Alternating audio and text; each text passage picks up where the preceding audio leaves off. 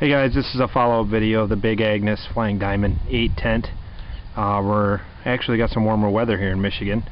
It's around 50, so we're going to do a setup outside and a walk around.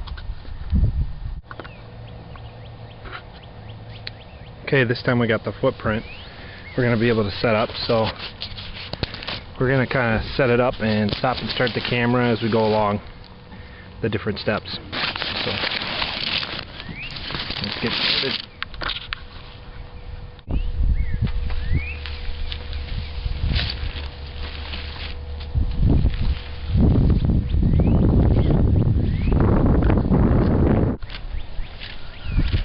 Okay, first thing we're going to do is lay out the footprint. Got color coded ends.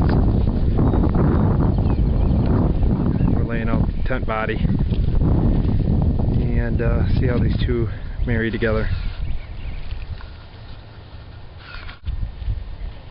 Okay, one thing we found off right off the bat is the footprint has yellow in the corners and the front of the tent has the orange ones.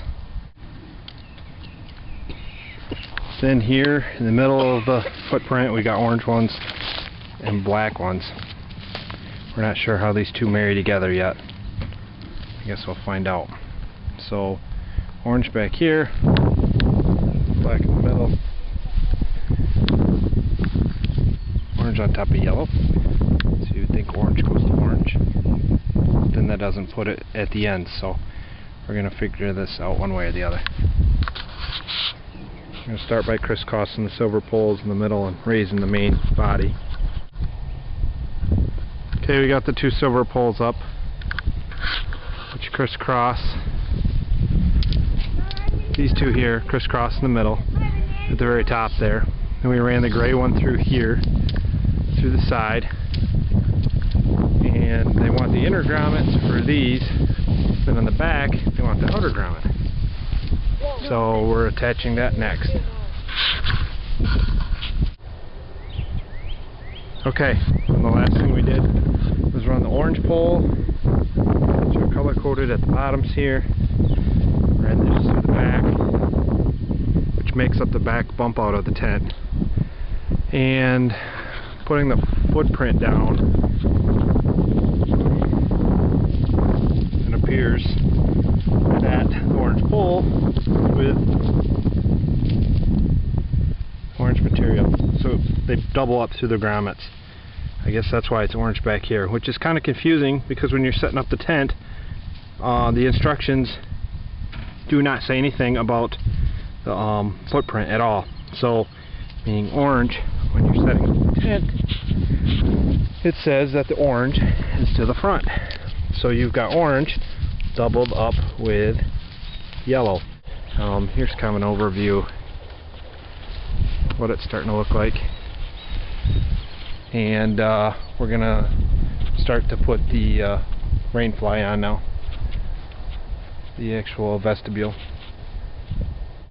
Figured out the goes through the yellow, so we've got yellow on orange, orange being the front for the vestibule to attach, and the yellow pole I'm assuming going through the yellow portion of the footprint.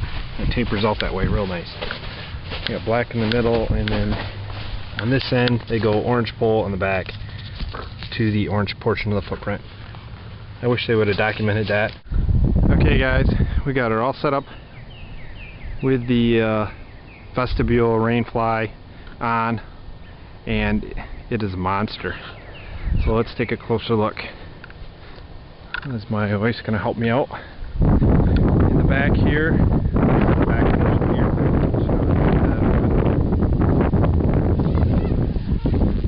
you can see the doors open on both sides. You can either stake the vestibule out, like she just did, and then that top cover can be unzipped on both sides and roll back onto the top out of your way, which is pretty handy.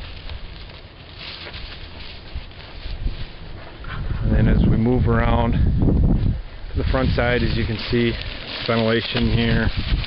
You got these ventilation ports with the sticks. I don't know how well you can see it, but there's a stick there with a piece of Velcro patch that holds it on. They got these plenty of big windows, tie-off points, like I talked in the first video, everywhere. Another ventilation window. And this is the monster door in the front.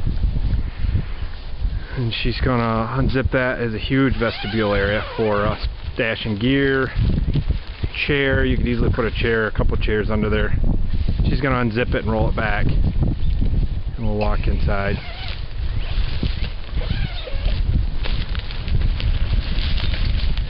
We got a little bit of a wind here, so it'll be kind of nice. She could easily, as she was demonstrating, you could hold it out like that, and you could put some stakes under it, or some poles. Alright, not stakes. You could put some poles under there and extend that out for a little bit of added rain protection. But she's about 5'8", and 5'6", 5'8", and if you put those poles up, she had them out, they were below her head. So if you did that, I mean, you'd have to dip down to get inside, but it definitely could work.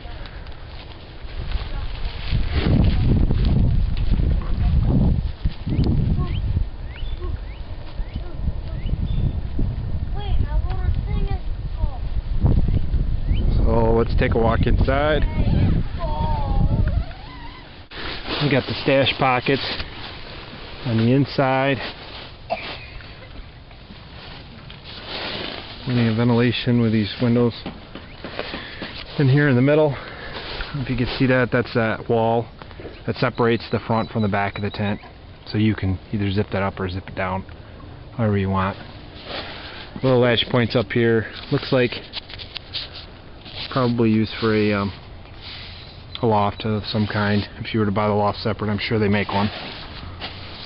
Little areas to stash stuff up high on both sides, which is very nice. That's all the way around, all four corners. These two guys here are just over 4 foot and plenty of space head to toe. And then my wife here, she's about 5'6", 5'8", and she's got plenty of room. Stretch your arms out once above your head. Oh. Yeah, she can't even touch the edges, so there's plenty of room here. Definitely could squeeze in a good 6 people with some gear. 8 might be a little tight.